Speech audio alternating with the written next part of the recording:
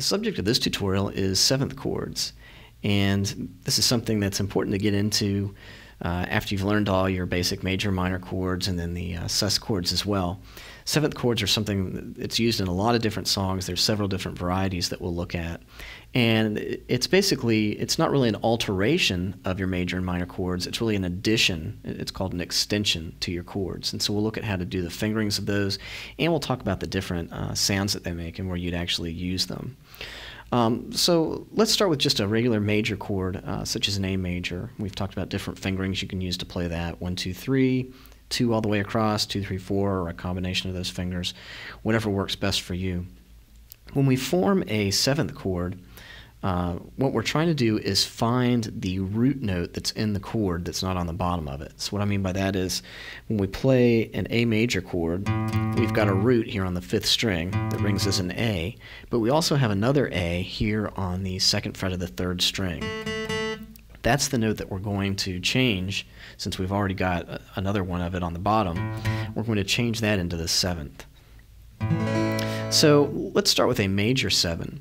To do that, I'm going to take this root note of the major chord and I'm going to move it back 1 fret or 1 step. So I'm going from A to a G sharp.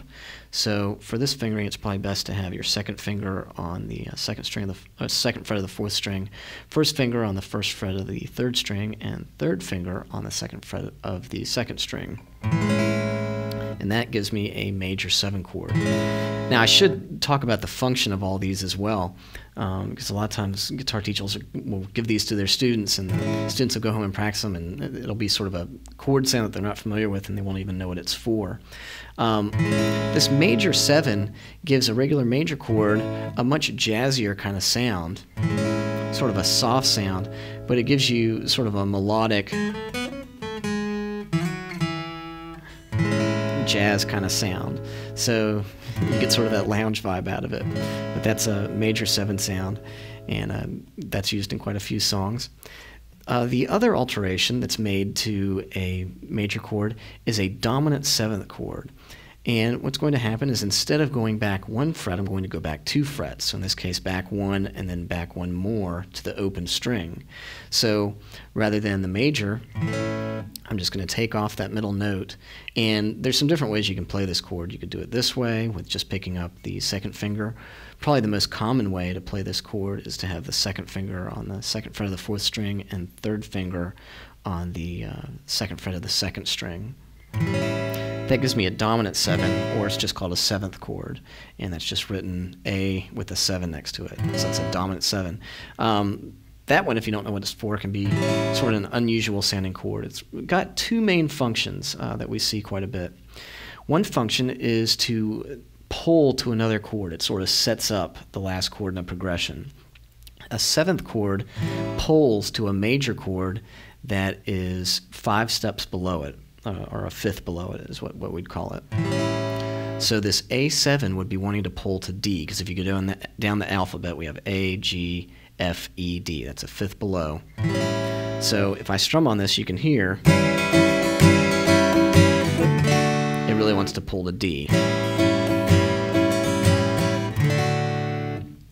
So that's one function of it. The other function is to just sort of ride on that 7th chord, and that gives you a blues or classic rock kind of sound. If I'm trying to play sort of a regular 12-bar blues sound with just a major chord, you can hear how that doesn't really have that sort of blues vibe to it. If I turn that into a dominant 7,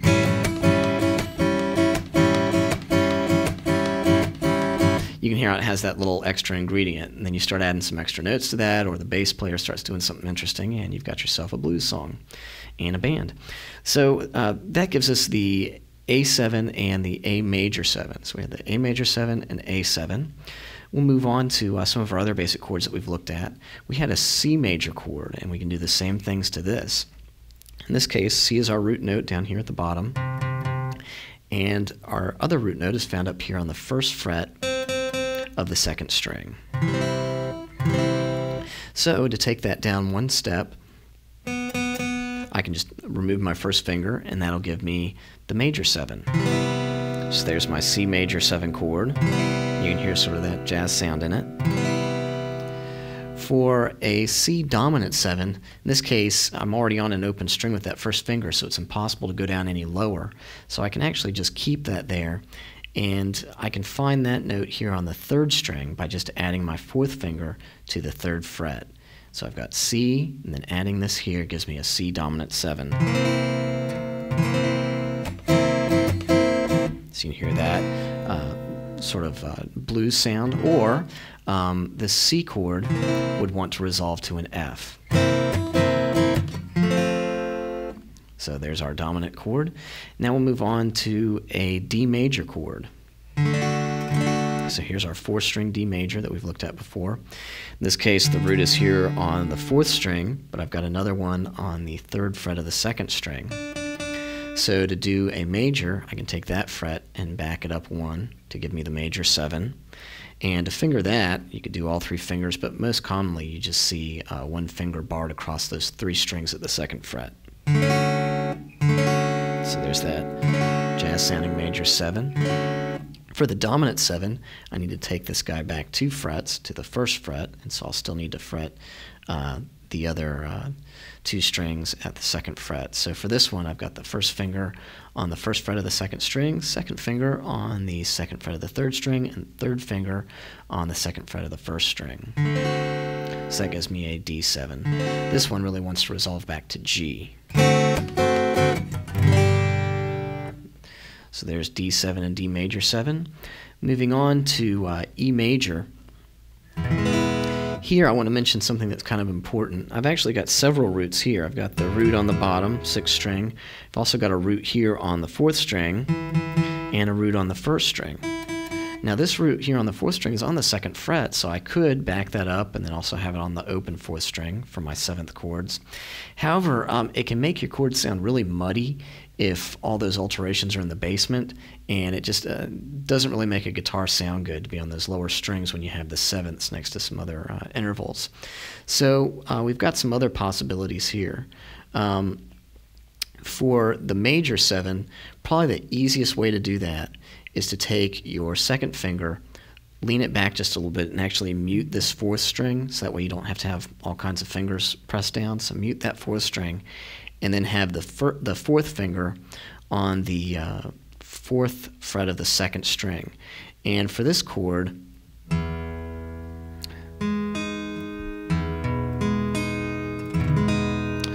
you would actually just strum the bottom 5 strings.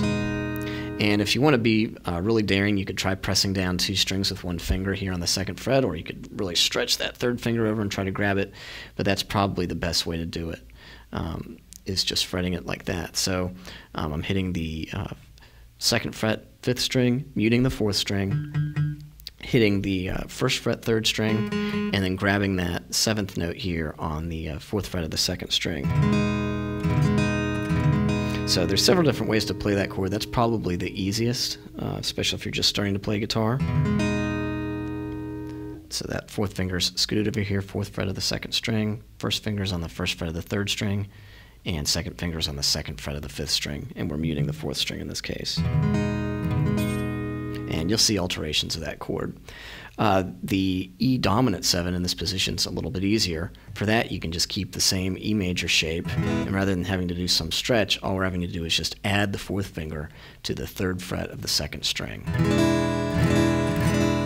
So that gives us a real nice E dominant 7 sound for our blues sound, or that would also want to resolve back to an A major. So for our last major chord alteration, we've got a G chord. In this case, let's start with the G that's done with the 2nd, 3rd, and 4th finger. So 2nd finger on the 2nd fret of the 5th string, 3rd finger on the 3rd fret of the 6th string, and 4th finger on the 3rd fret of the 1st string. To do the G major 7, we've got a root actually up here on the 3rd string, or 3rd fret of the 1st string rather. So to back that up 1, we'd be on the 2nd fret, so you can take off the 4th finger and replace it with the 1st finger on the 2nd fret of the 1st string.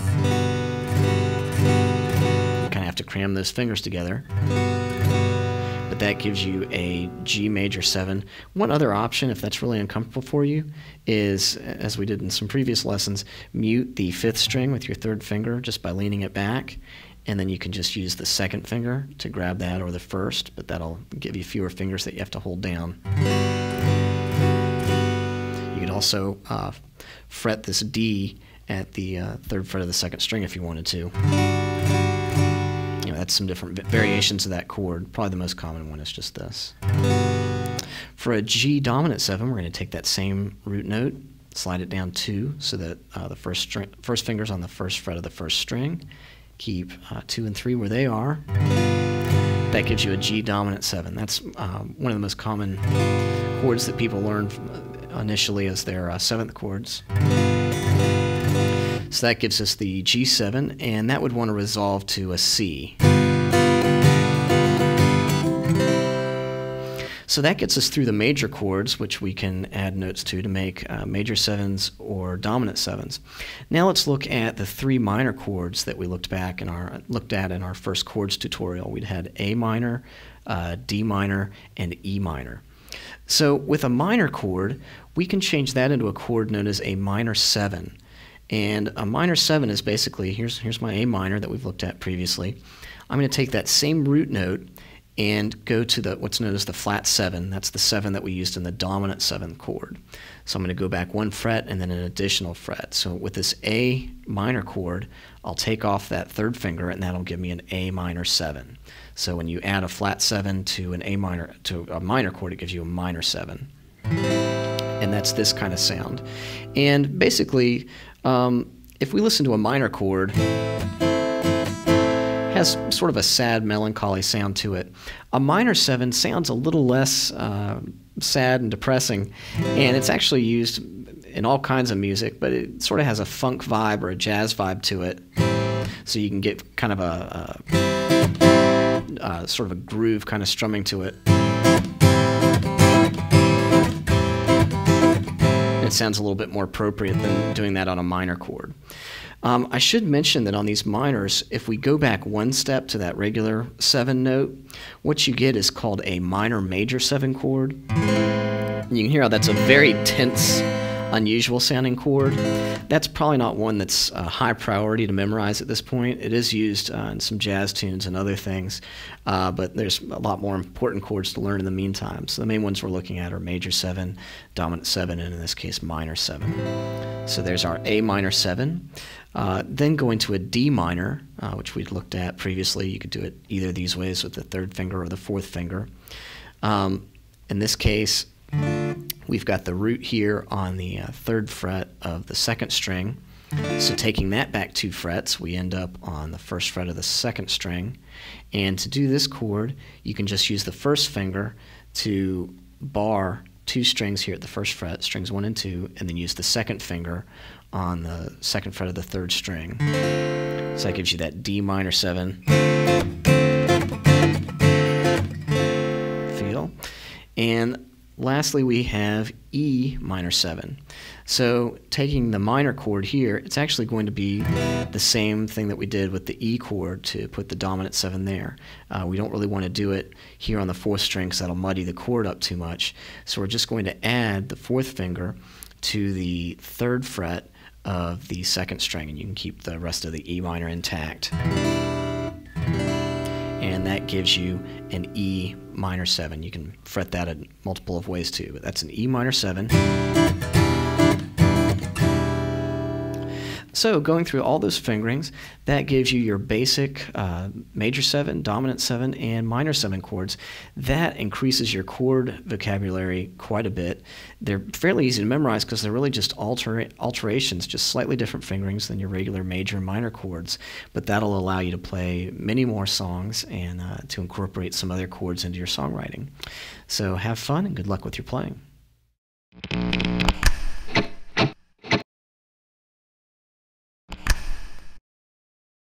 So hello there, I'm Kim Ritchie, and now I'll play the entire song for you, and it's called A Place Called Home. It's not hard to see, anyone who looks at me knows. And if I'll show you about the picking pattern, there's thumb is gonna pick the bass note. Go like this. On my own, yeah, seems like so